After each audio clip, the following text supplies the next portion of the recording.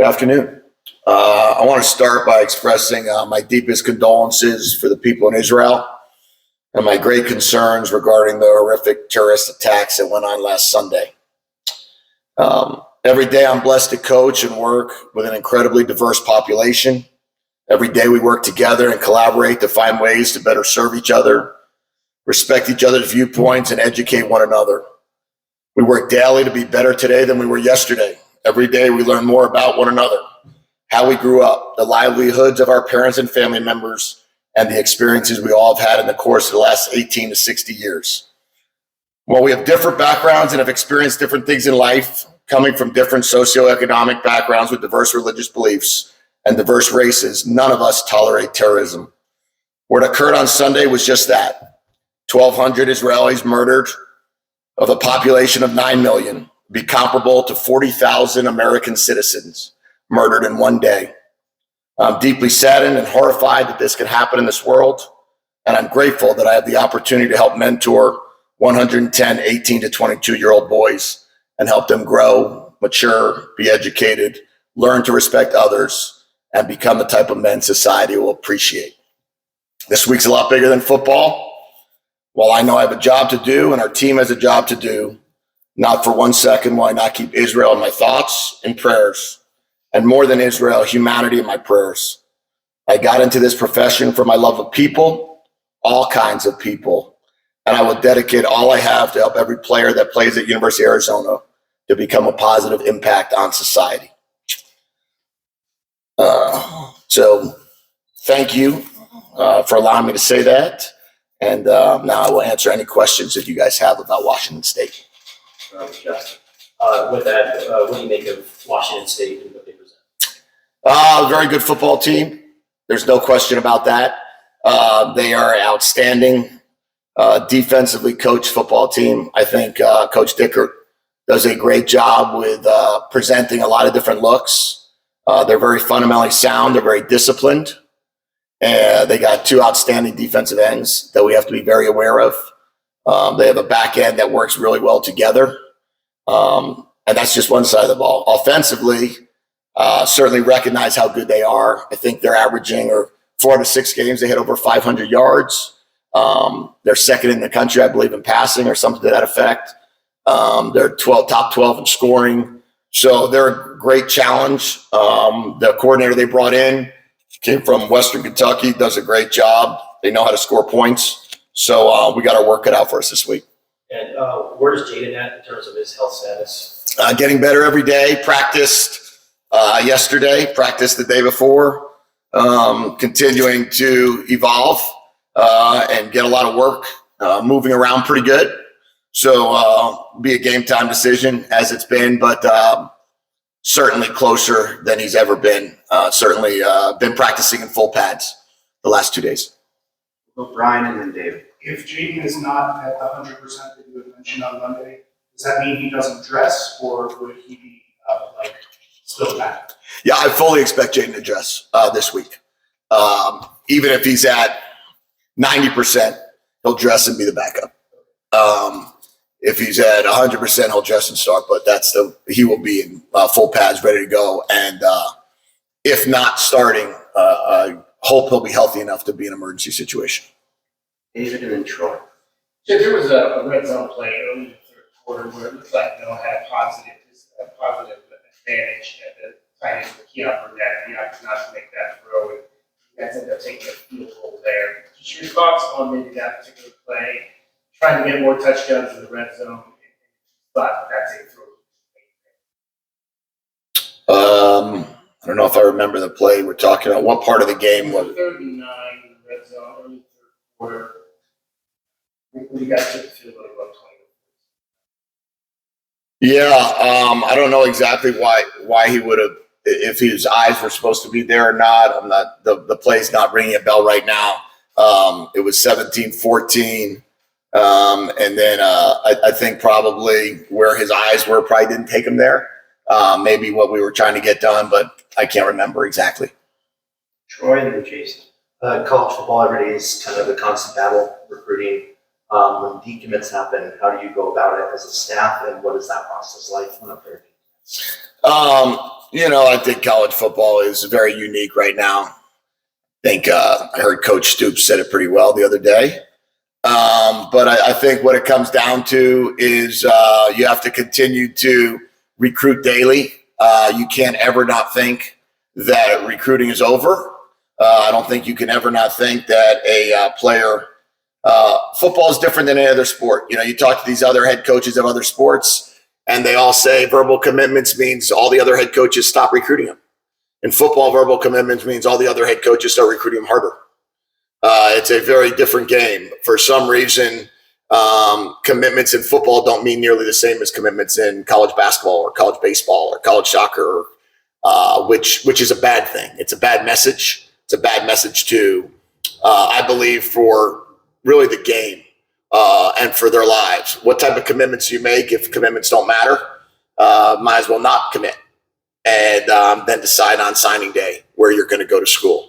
I believe that we have a situation with decommitments that go on across the country now. It's happening everywhere. Guys are transferring and guys are decommitting. So until we get this more under control as a college football really infrastructure, we're going to have this, and this is not going to end. So we just keep recruiting. We recruit the guys that want to be here. We recruit the players that want to be a part of this program. We don't stop recruiting somebody if they do decommit. We don't stop recruiting people that do commit. And when we get to signing day, we'll find out who's actually on the team. Jason and then Justin. How would you assess the third wide receiver spot so far this season? Yeah, I would say right now it's kind of been a weird season in that regard, because if you look at Montana, Tanner and Mike Wiley, I kind of think that they're all like the third receiver in terms of production. I don't know if there's been much production difference between those three guys, total number of catches, total number of yards, touchdowns. So Montana's done a really nice job of playing the role that we've asked him to play. I think that he would love to produce more. We'd like to get him the ball a little bit more. We'd like to make a few more plays down the field with him. Where he really shines is down the field with the vertical deep ball, as well as run after catch, hitches, quick screens. But I think we need to hit him on a few posts and goes and get him going a little bit there. But Tanner and Mike Wiley also have done a great job of being compliments to Jacob and T. And but for this offense to be what I really want it to be, you got to be able to produce at all three receiver spots at a high number. And you've got to, I think right now, Jacob's probably second in the conference, I think, in catches. T-Max, in fifth or sixth in yards. But we got to get that next guy up there as well in order for us to be the type of offense that I think we can turn into.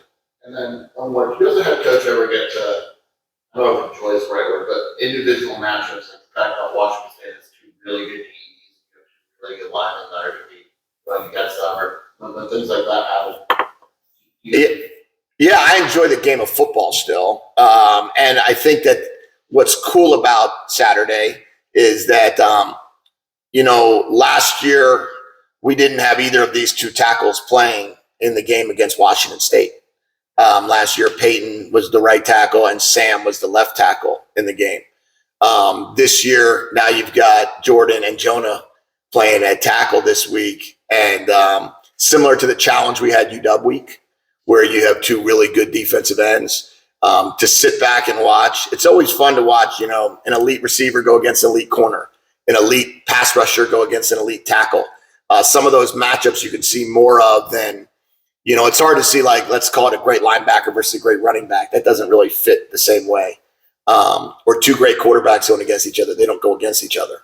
But this one's going to be a fun one to watch. It's going to be a great challenge. And what I know and what we all know is that when you go against high caliber players, high quality players, it brings out the best in both. And so I think it'll be quite a matchup on Saturday. Justin and then David. And at the halfway point of the season, who would you say is the most consistent player on both offense and defense? Jordan Morgan, offensively, has been the most consistent for us. He's had a really, really good half year so far. Brings the same energy, spirit every single day, plays the same way, very composed, doesn't, very rarely do you see a mistake offensively from a guy like Jordan. And I would probably say defensively, Dalton Johnson has done a great job. I think you could probably point to Manu, you could point to Dalton, maybe Price Sock. But, if you look at really who's the guy that's been the most consistent, I think Dalton has 4 forced fumbles already this year in 6 games. He's been exceptional in anything we've asked him to do. He's an elite tackler. And he's really, every single day, every single game, he's put himself in position. And I guess I'd be neglectful not to mention Stooks and the way Stooks is playing as well this year on defense.